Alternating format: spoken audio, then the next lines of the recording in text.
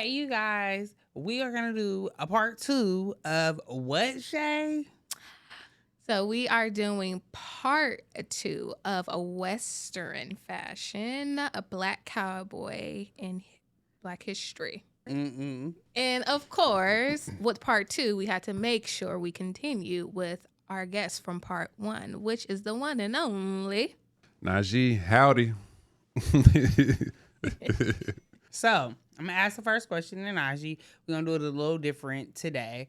Last time it was more of us all talking, but we're going to do like an interactive, but we're going to ask him because he is the fits and the facts. Okay? Right. So, we're going to ask Najee. So, how do you think today Western fashion shows our diversity culture?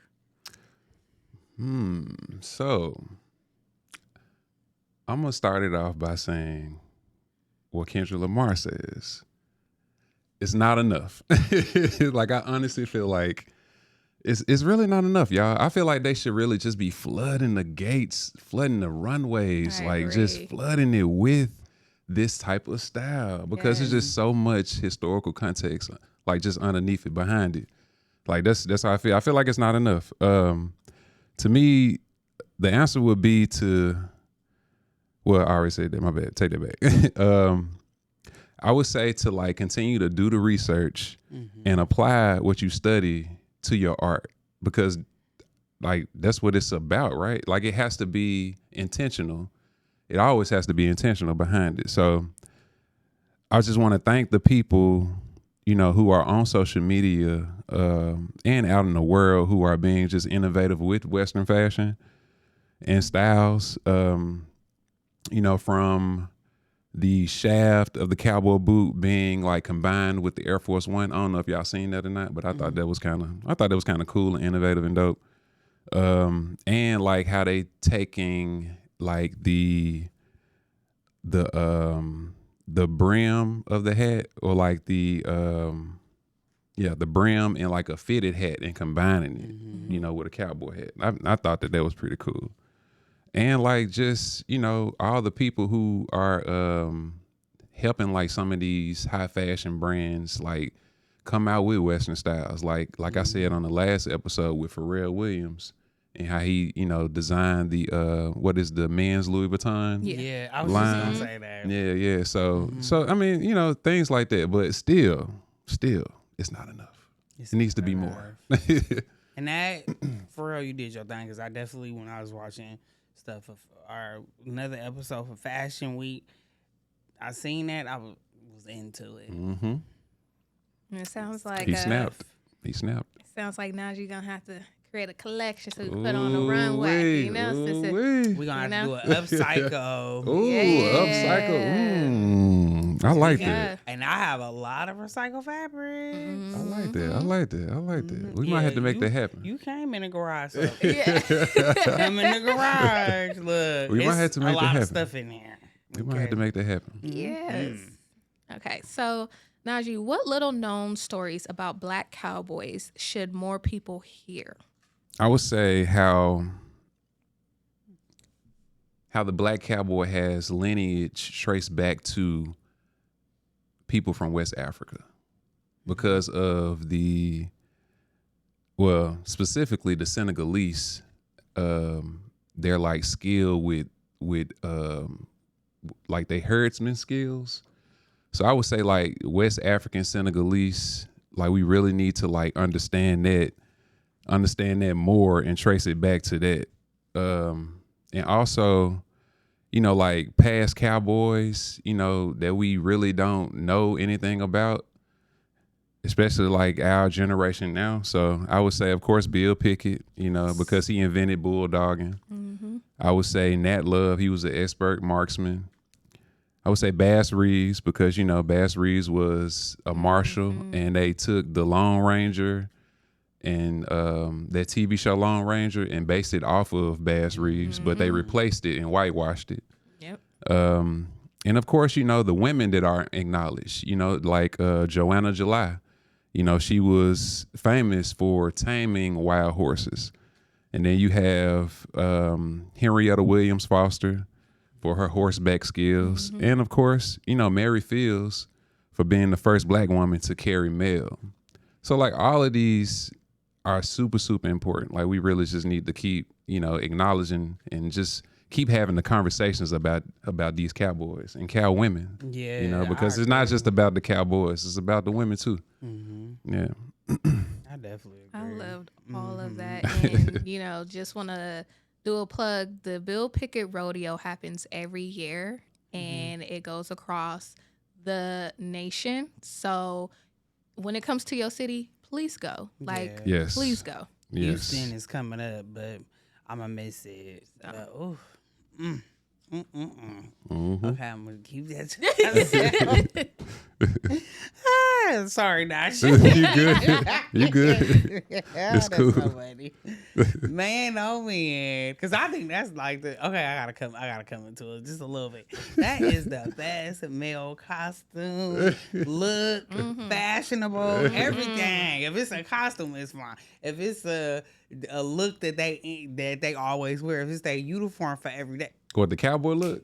It is chef's kiss. It is just everything. Yes. I love being a cowboy boo. I do. So is that, hold up, I got a question for you. So like, and this is just off, but is that like one of the main things that draw attention, like the cowboy boots, or is it like the cowboy hat, shirt, or it's like I love cowboy boots. I always had a thing for cowboy boots for myself.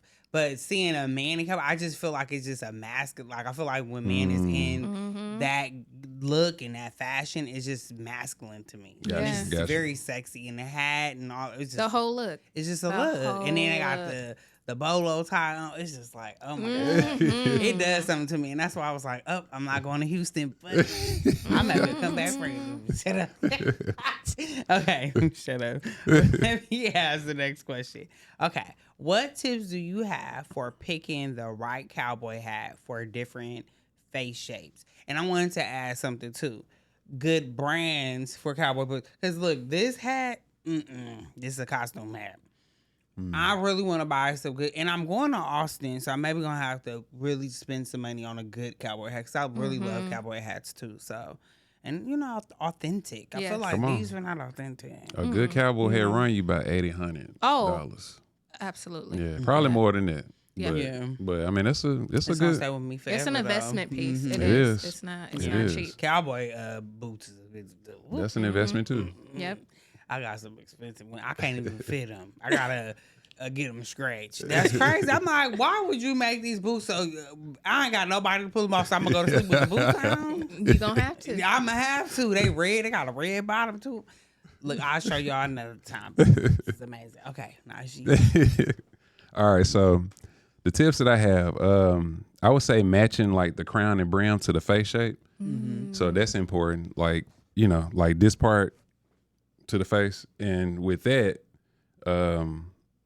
you got to have a good balance and proportion. So the width of the brim, like this part of the brim, should be outside the eyes. That's the best part. If it's like if the brim is too small and it's inside the eyes, then it's not fitting well with the proportions of your face. And you don't want it not too loose, not too tight. It should not sit on your ears, and it should not sit on your ears or cover your eyebrows. You don't want that. You don't want it too big, too tight. Basically. And it should definitely have room up here. Exactly. Should be able to go like this and take it off. Yep. So with rounder faces are good for taller crowns, and then with long faces, good for lower crowns and shorter crowns. That's the best bet. I love that. Again, it's all that. It's the proportions. It's always proportions. It's proportions. It's always I proportions. love that. That's some great tips. You know, Because I might buy one in Austin. Okay, so how did the movement of Black Cowboys spread Western culture across the U.S.? It was intentional and it was forced by white settlers and colonizers. Because if you think about it, all right, so when the white settlers came, they came to Mexico. And then when they came to Mexico, they brought their enslaved people with them. but you couldn't have enslaved people in Mexico. So they was just like, you know, we not having that. We don't want that over here. So they was like, okay, all right, that's cool. So they wanted to be with America and continue slavery. So they end up breaking away from Mexico and forming Texas. That's how Texas got formed.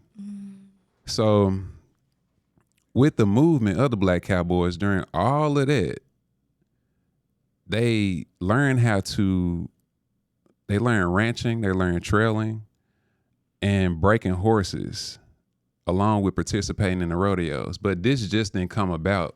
Like, it came about like at least like post-Civil War. Because like that's when they was moving around a lot, especially during like the railroad era. And then a lot of stuff was happening with like the lack of beef. So like they was herding like large amounts of cattle just across, you know what I'm saying, like the nation. And like they was like developing those skills. They was developing ranching. They was developing trailing, breaking horses and everything. And so you even got law enforcement, because I know y'all heard of Buffalo Soldiers. Yes, the Buffalo Soldiers. Yep. So the Buffalo Soldiers was kind of like, you know, kind of like law enforcement a little bit, trying to, you know, protecting those areas, because like people was like stealing cattle, you know, then when the railroads were built, people was robbing trains and stuff like that. So like they was kind of like in charge of like just looking and overseeing all of that.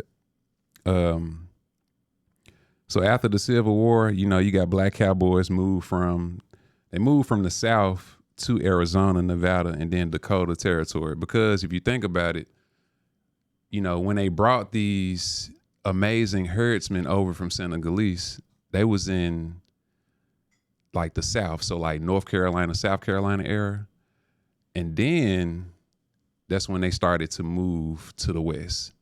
So it didn't even start in the West, if you think about it. Like they started in the South, and then they like, you know what? You know, especially during the Civil War, and everybody got these disagreements, you know, when it comes to slavery. They started to migrate. You know, they migrated across those flat plains, and then they ended up in Arizona, Nevada, all over the West. So yeah. I done made a whole movie up in my head. I know that timeline is look. Dude, See, I didn't see the this why we hurdles have going Najee. across. Like he not just Man, he really just not bringing the fits. He really bringing the facts. Storytelling. The storytelling. Because I didn't went into I a know. whole I'm looking movie. at the timeline, imagining it. Man, history is something, y'all. It's amazing. For real. Yeah. History is something. History is something, man. I was seeing the cows go across the water and everything. I was like, look at him just whipping that cow. Get across there. What mistakes do people often make when adding Western wear to their outfits? By not knowing the functionality or picking what's best for your silhouette. All right. And with that, like the functionality, like don't wear boot spurs if you're not riding a horse. Don't wear boot spurs. That part. You're going to mess up somebody's floor. Okay. Making hella noise. You know what I'm saying? Like for real, don't do that. Don't do that. But you can do the steel toes. Those are cute. You The know, fashion like ones, that's wonderful. But you know, like, and then the boot spurs, I even got an issue with that, cause like, why are you using like these spikes to like, you know, poke at these animals and stuff like that? You know, like you really domesticating these animals. But yeah, like I would say that, you know, like not knowing the functionality of these things and like the history of it neither. And also like the silhouette, like learn your silhouette, like how we was talking about picking the proper cowboy hat. Yeah. Like you got to know like your head shape. You got to know like if you got a long head, wide head, Right. like Big head. you look at yourself in the mirror almost every day. So, hey, so yeah, I would say those two things, like the functionality and like the silhouette. So, what key events do you think helped shape the image of cowboys in America? All right, so like I was saying in that last question about like the cattle. So you got post-Civil War cattle boom. So that was like from the 1860s to like the 1880s. And that's when like the northern beef supply was depleting. And then massive herds was just roaming Texas, led to long distance drives or rise to railroad towns. So, like I said, you had these folks just like going across the nation with like large herds of cattle, you know what I'm saying? Because of the North was depleting in beef, you know, so like it's all there. And you have the Mexican vaquero influence, and that's basically before the American cowboy, you had Spanish and Mexican vaqueros establish cattle herding traditions, and they also did like, you know, functional techniques, and they also known for like their clothing, their cowboy hats, their chaps. One example of the hat, I said it in the last episode, is the telescope gambler hat. So that's pretty much like, it's not like this hat that I have on with the 3 dips. It's just straight up, and then they have like a ring around at the top, kind of like a telescope if you look at it from like a bird's eye view. So like they, you know, established those type of things and techniques when it came to being the cowboy before the American cowboy. And that hat is known for like maximum sun protection because, you know, it's super hot in Mexico, you know? So yeah. How is the push for eco-friendly fashion changing Western clothing today? All right. I would say it's changing by like, by using organic cotton, more organic and eco-friendly things, recycled denim, ethically sourced leather, and also like natural dyes, because like that's the route that we going, you know what I'm saying? Now, we kind of like backtracking because like you said before, you know, we used to like utilize everything when it comes to making a garment, like the scraps, all that. So like nowadays we just backtracking, you know, we just repeating the same thing that we used to do, which is great because like, you know, it's better than like just dumping it in another country and filling up their shores with it. You know, like it's way better. Wasting stuff. Right. Stop wasting stuff, man. So, how has the way Black cowboys are shown in movies and books changed over time?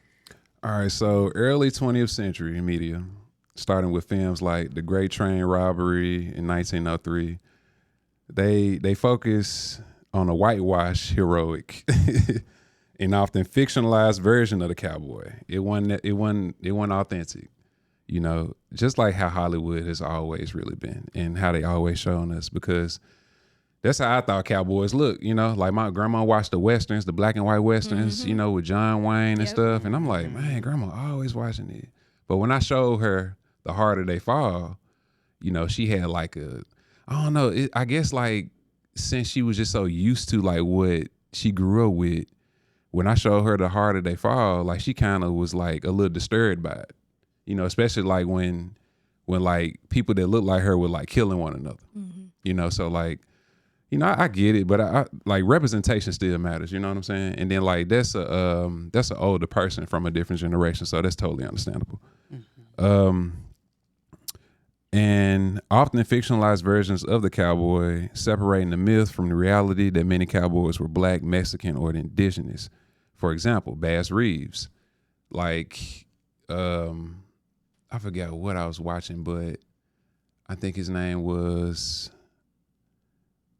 man, William Callis or something like that. He has his own cowboy museum, and he was talking about Bass Reeves. But they was talking about him on a radio show or something like that, and they said the man with the black mask, but they thought they said the black man. So they end up stopped watching the show. And then when they found out that it was actually a white man with a black mask, actually, then they start getting more viewers back. I'm like, oh my God. Like the discrimination is super real. The racism, all of that. Oh my God. So I was just like, man, that's crazy. So like on top of like you whitewashing like this man's legacy, on top of that, you got like folks, you know, like disregarding it and then coming back to it because of like a misinterpretation that this man had said when he described the show. So yeah, That's crazy. yeah, it's crazy, man. But They got a lot of documentaries and movies out about Bass Reeves, the actual Bass Reeves. Please watch them. yes, Really good. yes, It's just sad that like people are just now you know, when Beyonce started coming out with everything, just now understanding all this stuff about Right. cowboys and black cowboys, and it's just crazy. That's It why I was is. so glad she did it, because it's really like the bringing forefront the untold stories. Yeah, You know, Mhm. it's true. and she had the platform to do that, Come so on. she used her platform well. Yes. I agree. Okay. So we're beginning to wrap this episode up. I'm so excited because we really did a part 2 to this, because we needed to add some more on top of this because it was just not enough time. It was so not. this is the last question on the fit side. Are there any modern brands you love that gives a new twist to traditional Western styles? Yes. I'm gonna start off with the black on. You already know. Yeah, Got to start off with the black on. We got BM Franklin. BM Franklin focuses on classic silhouettes and modern aesthetics to craft creative interpretations of the classic hats. So that's BM Franklin. Make sure y'all look them up. And then we have Satin Line Cowboy hats by Ken Apparel. You know, we always need like some type of protection when it comes to our hair texture.